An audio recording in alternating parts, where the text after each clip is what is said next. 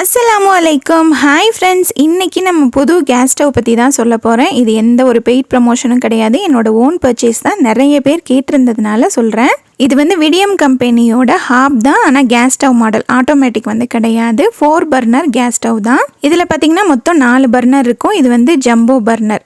So இது எப்படி கலட்டுறது அப்படின்னு சொல்லிட்டு காமிச்சிடுறேன். இந்த மாதிரி நீங்கள் எல்லாத்தையுமே தனியாக கலட்டிட்டு க்ளீன் பண்ணுறதுக்கு ரொம்ப ரொம்ப ரொம்ப ஈஸியாக இருக்குது. ஜம்போ பர்னருக்கு மேலே ரைட் சைடில் வந்துட்டு மீடியம் சைஸ் பர்னர் வந்துட்டு இருக்குது. ஃபஸ்ட் இருக்கிறது பெரிய அடுப்பு, அதுக்கப்புறம் மீடியம், மீதம் 2 இருக்குது சின்ன அடுப்பு. அந்த அடுப்பு ஹாப் மாடல் அப்படிங்கிறதுனால ரொம்ப ஸ்லோவாக தான் எரியும். அதனால தான் இப்போ அடுப்பே நான் சேஞ்ச் பண்ணது. கொஞ்சம் ட்ரபிள் பண்ணவுமே ஆரம்பிச்சிருச்சு.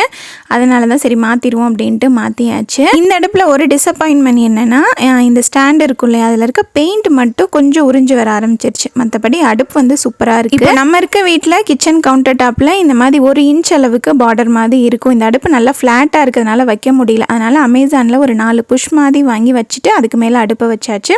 அல்ஹம்துலில்லாஹ் நல்லா இருக்குது. ஃபஸ்ட்டெல்லாம் இந்த பெரிய தோசை சட்டி வச்சு தோசை சுடுறப்ப நடுவில் வெந்துடும். ஓரத்தில் மட்டும் பார்த்திங்கன்னா வேக கொஞ்சம் டைம் ஆகும். தோசை சட்டி வந்து திருப்பி திருப்பி வைக்கிற மாதிரி இருக்கும்.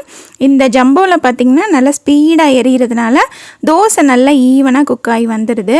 ஸோ நிறைய பேர் இந்த அடுப்பை பற்றி கேட்டுகிட்டே இருந்தீங்க, ஷேர் பண்ணிட்டேன். நல்லா இருக்குது அல்ஹம்துலில்லாஹ்.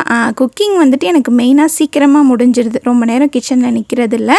ஸோ நேற்று சண்டே வந்துட்டு மீன் குழம்பு தான் வச்சுருந்தேன். அதுக்கு நல்லா தோசை, அதுக்கப்புறம் புதினா சட்னி வச்சு சூப்பராக சாப்பிட்டாச்சு. தேங்க்யூ.